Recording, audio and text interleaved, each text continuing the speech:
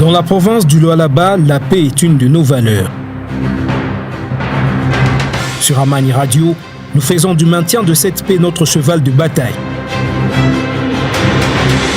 Voilà pourquoi, pour vous assurer d'un état de tranquillité dans cette province pilote, nous vous apportons la bonne information, la vraie. Sur Amani Radio, nous vous informons en temps réel. À chaque heure, 9h, 10h, 11h, 14h, 15h, 16h, 17h et 21h, nous vous présentons l'actualité résumée en 5 minutes. Ce sont nos bulletins d'information. Retrouvez nos éditions du journal parlé à 7h30, 12h juste pour la mi-journée et 2 éditions vespérales à 19h30 et 22h juste. Ce n'est pas tout. La rédaction de votre fréquence de la paix vous présente aussi le journal en Swahili facile. Suivez Ukimia chaque jour à 12h30 et 18h30. Amani Radio, nous sommes la différence sur la bande FM.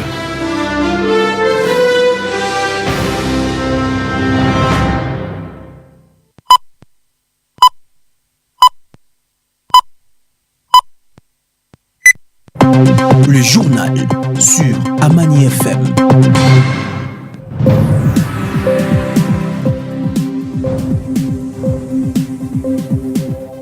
Madame, messieurs, merci de nous rejoindre sur la 88.0 MHz. Bienvenue à ce Radio Journal Gaël Lubamba. La présentation, Michael Mouba nous réalise. Ouvrons ce radio-journal par cette nouvelle. Les députés de l'UDPS rejettent la nomination de Augustin Kabouya comme secrétaire général. Ils demandent la mise en place d'une présidence à 3 avant le retour de la dépouille d'Étienne Tshisekedi. Ils l'ont dit dans une déclaration lue par les députés Léon Moubikaï ce mercredi 22 mai au Palais du Peuple. Ils disent avoir communiqué cette position à Félix Tshisekedi. Aussi, ils ont dénoncé le heurt ayant marqué cette crise de leadership et ont appelé à une implication stricte des statuts du parti. Cette crise avait provoqué notamment de violences à la permanence du parti présidentiel le 8 mai. 2 blessés avaient été admis à la clinique Bondeko dans la commune de Limete. Le président de la plateforme Lamuka Moïse Katumbi a tenu une conférence de presse ce mercredi 22 mai 2019 à Lubumbashi, au cours de laquelle plusieurs points ont été évoqués, notamment son retour au pays, sa position politique et la situation de la plateforme Lamuka. Suivez. Moïse Katumbi ne sera pas dans le gouvernement. Il se range du côté de l'opposition et travaille pour faire d'ensemble un grand et moderne parti politique. Dit encore une fois de plus, ne pas être intéressé par un poste gouvernemental et se positionne comme dans l'opposition républicaine. Il y a le premier ministre qui va former son gouvernement. On peut aider le pays sans être au gouvernement. Au contraire, Moïse Katumbi aura un bic rouge. Là où c'est bon, c'est bon. Là où c'est mauvais, on va comparer, on va voir. C'est un examen. Moi-même, j'étais gouverneur. S'ils ont 1 sur 10, nous allons critiquer, nous allons aussi proposer des solutions, a-t-il dit au cours d'une conférence de presse organisée à Lubumbashi ce mercredi 22 mai. Il a une fois de plus réitéré sa décision de faire d'ensemble pour le changement à un grand parti. La plateforme Lamuka va rencontrer prochainement Félix Antoine Tshisekedi Tshilombo, a annoncé ce mercredi 22 mai Moïse Katumbi, répondant aux questions des journalistes. Au cours de cette conférence de presse, il a insisté sur le fait qu'il compte bien jouer son rôle d'opposant. Je suis dans une coalition. Nous serons une opposition républicaine exigeante. Nous n'allons plus accepter la corruption dans notre pays, a-t-il ajouté. Par la même occasion, il a également rendu hommage aux Kinois qui ont lutté contre un éventuel 3e mandat de Joseph Kabila. Et dans son programme, une tournée est prévue au travers le pays. Après la nomination du Premier ministre de la République démocratique du Congo, les technocrates, professeurs économistes de formation, M. Sylvestre Ilunga Ilukamba, la classe politique de Kolwezi salue la nouvelle, mais le défi reste énorme à relever. C'est un reportage d'Éric Mayawel. Le tout nouveau Premier ministre de la République démocratique du Congo, Sylvestre Ilunga Ilunkamba, nommé par le président de la République, Félix Antoine Tshisekedi Tshilombo, a été présenté devant le public ce 20 mai 2019. Ces technocrates reconnaissent qu'il a une lourde responsabilité devant lui, un défi très complexe à relever commençant par les sociales, les infrastructures, passant par les aspects sécuritaires. À Kolwezi, la classe politique n'a pas mâché le mot face à cette nomination. La réaction d'un analyste politique que je suis n'est que positive. Comprenez que fini le temps de suspense, fini le temps de spéculation, fini le temps d'agitation. Le Premier ministre est là, c'est un professeur des universités, il a une expérience politique de 40 ans qui n'est pas la moindre. J'ose croire que le pays a la chance d'avoir un homme politique déjà à la tête du gouvernement. La réaction, c'est que nous prenons acte de la nomination du Premier ministre par le président de la République. Et comme lui-même, le Premier ministre l'a dit, il va respecter l'accord FCC et CASH. Nous estimons que c'est un monsieur qui a vraiment de l'expérience en politique ici en RDC. Il va faire un bon travail. Ce n'est pas un mauvais choix, c'est un bon choix. La RDC en ce moment a besoin plus de compétences. Et les compétences, on ne peut pas seulement les retrouver au niveau de la jeunesse. Il y a ceux-là qui ont de l'expérience en politique dans ces pays, comme le cas de Ilunga Kamba, qui a été désigné Premier ministre. Donc il a vraiment de l'expérience. Il a été ministre de l'Intérieur à l'époque de la ministre de Finances à l'époque de la Deuxième République. Donc il a vraiment de l'expérience pour apporter un plus pendant ces moments critiques du pays. Il a fallu attendre plus ou moins 4 mois pour découvrir cet oiseau rare du Front commun pour le Congo FCC, la famille politique de l'ancien chef de l'État Joseph Kabila. Les Congolais doivent encore attendre la formation de l'équipe gouvernementale qui sera mise sur pied dans peu de jours. Rendons-nous à l'Assemblée provinciale du Lualaba où l'honorable président de l'organe délibérant du Lualaba, Louis Kamweni Ntumbu Mataïla, a accordé une audience à une délégation du séance d'assistance d'encadrement et d'exploitation de mines artisanales à petite échelle ce mardi 21 mai 2019. Au sortir de cet entretien, le directeur général adjoint en charge de l'administration et finances, Nseka Didier, donne le mobile de cette audience au micro de Rigen Kabamba. Donc nous sommes ici dans la province de Lualaba.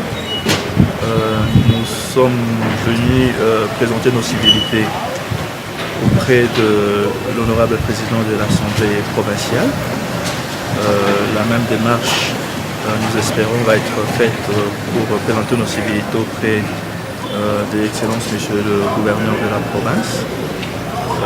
Saïmapé est disposé à être derrière les autorités de la province et partage la vision dont l'autorité provinciale nous a fait part. Excellente attention. Nous avons trouvé un homme très ouvert, un homme qui maîtrise la problématique de la province, tout ce qui est problématique liée à l'artisanat minier, à la sécurité de sites miniers, tous les EA et encadrement de creuseurs. Et c'est cela même la vision de Saïmapé. Et nous avons rassuré l'autorité que nous partageons cette vision et nous sommes ensemble pour le bonheur de la province de Lualaba. Oui, c'est Scam de Lualaba, donc Saïmapé aujourd'hui fait partie d'une grande famille Saïmapé au niveau de la République. Il y a de grands défis à relever dans ce pays. Nous sommes disposés, tous ensemble et avec les antennes provinciales, notamment avec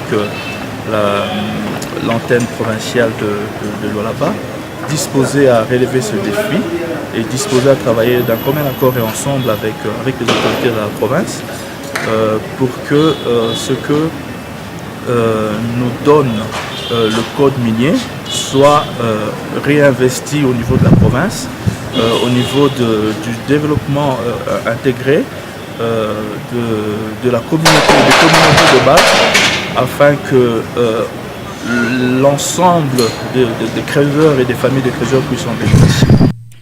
Et puis le bilan de l'accident de circulation routière enregistré le mardi 21 mai 2019 sur la chaussée Joseph Kabila Kabange au niveau du rond-point 5 ans fait état d'un mort et 2 blessés.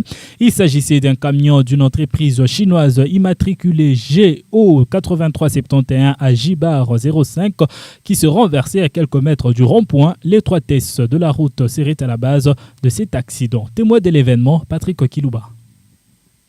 Un accident de circulation routière a été enregistré dans les avant-midi de ce mardi 21 mai 2019 au niveau du rond-point 5 ans sur la chaussée Joseph Kabila Kabange. Un camion appartenant à une entreprise chinoise immatriculée CGO 371 AJ bar 05 qui venait de l'Istem a percuté des motards qui ont été acheminés à l'hôpital du personnel de Kolwezi pour le soin et un autre fracturé avant de se renverser à quelques mètres du rond-point. Les témoins trouvés sur place nous relatent les faits. Bon, accident inafanyika ilikuwa ni ba montar barikuya ba 3 ba 2 pale barikuwa na bakilia babo. Sasa mkubeba kwa bakilia wewe kama shema na bakilia na mtu wa essence. Motoka chauffeur ule baye kumetrize motoka bien mais anako kuingia ni mu vitesse kama rishinda kubamba frein. Choma inaponyoka inaenda kakonga bale banani ba montar. Bengine abonekane pa mioto mbele mbili iko déclassé mtu moya njole tunaona huyu wa essence anavunjika defwa mbele ya boti. Tunafika mimi naambia motor mimi sasa pana on tempisha nini pole makota mitafani meta guripo. Sasa pale bariko mbele yangu na pale kwa mkungu. Banafani pale bana tamponi motoka ina shuka na vitesi yo. Banafika bana tamponi moto ya kwanza njeli kupali. Sasa sheto namkia mkungu. Sasa nani chauffeur anapenda saa akimbie. Mkupenda akimbie hapo pa kurubiri wasema kunje bila mkomplike. Fea kukunja jana fanya nini? Anakunja mala bunja anapika tono. Or pale anapika tono. Baraka bantu badushimoma kila mmoja anatafuta makuta yake mkalkile. Hapa motoka inafanya inanguka me excès de vitesse plus na maîtrise ya contrôle. Ndio inatokisha mambo yetu. Cette même population se plaint suite à l'étroitesse de la route qui serait à la base de plusieurs accidents enregistrés à cet endroit. Barabara hii kama inakuwa hivi watu wataanza kufa mpaka ovyo. Banenepesha surtout hii pa rond-point. Jia nini beko na katala kunenepesha barabara. Watu beko mpaka nakufa watoto bakatanga beko nakufa watoto balola beko nakufa. Banenepesha barabara pone hii bote 50 baipomone na kila kitu bapone banenepesha barabara ifashi kwa munene. Quelques minutes après, un engin a été dépêché sur place pour soulever le camion dans le but de vérifier si d'autres victimes seraient coincées par le bac du camion. Après ce manœuvre, aucun corps n'a été trouvé et le camion a été tiré par la police qui a maîtrisé le soulèvement de la population qui voulait mettre feu. En dehors de nos frontières, rendons-nous au Gabon où le président Ali Bongo a mis fin mardi soir aux fonctions de son vice-président et de son ministre de Forêt. Au centre de ces mesures, l'affaire du détournement de conteneurs du bois Kevajingo. Suivez. Cette décision a été annoncée par un bref communiqué lui hier soir à la télévision nationale par Jean-Yves Thiel, secrétaire général de la présidence. Le vice-président de la République, Pierre Claver Manganga Moussavo, en place depuis environ 3 ans, a été limogé. Le leader du Parti social-démocrate avait été nommé à ce poste au sortir du dialogue organisé à l'issue de la crise électorale de 2016. À l'époque, c'était vu par l'opinion publique comme une récompense donnée à l'opposant, c'est selon. Si on en sait moins sur les motivations de l'élection du vice-président, ce n'est pas le cas du ministre d'État en charge des forêts. Le limogeage de Guy Bertrand Mapangou serait une sanction après son récent communiqué de presse qui est apparu comme un pied de nez vis-à-vis du chef du gouvernement. Ce dernier, Julien Corbet-Calais, par la voix du porte-parole de son cabinet, avait appelé à la démission des ministres impliqués dans l'affaire des conteneurs du bois Kevazingo disparus au port de Libreville. En attendant les derniers développements de ce dossier, le ministère des Forêts et de l'Environnement chargé du plan climat est désormais rattaché au service de la primature et placé sous l'autorité directe du chef du gouvernement.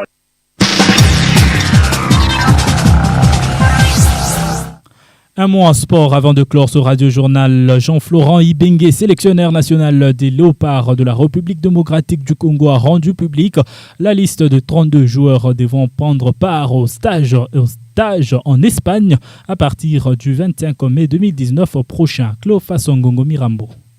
À un mois du démarrage de la Coupe d'Afrique des Nations Égypte 2019, Jean-Florent Ibenge Kwange, sélectionneur national de la République démocratique du Congo, a publié ce mardi 21 mai 2019 la liste des présélectionnés des Léopards qui devront prendre part à la Coupe d'Afrique des Nations. Comme gardien de but sur la liste de Jean-Florent Ibenge, on retrouve Leima Tampi, Augustin Kalambaï, Anthony Mossi et Parfait Mandanda. Comme défenseur, Issa Mampeko, Christian Luyindama, Marcel Tisserand, Padou Bompunga, Fabrice Nsakala, Baudry Ungenda, Merveille Bopé, Arthur Maswaku, Wilfried Moke, Glodingonda, Juma Chabani. Au milieu terrain, Youssouf Moulumbu, Chancel Mbemba, Shadraka Kolo, Paul-José Mpoku, Fabrice Ngoma Luamba, Nelson Munganga, Trésor Mputu, Aaron Chibola, Jacques Magoma, Glianelli, Imbula. Et comme attaquant, Yannick Yalabolassi, Brita Sombalonga, Cédric Bakambu, Elia Meshak, Jackson Mouleka, Jonathan Bolingimpangi et Kabongo Kasongo. La performance de ces joueurs permettra à Jean-Florent Ibenge Kwange de détecter une liste finale qui sera publiée avant la fin du stage qui est prévu en Espagne, plus précisément à Marbella.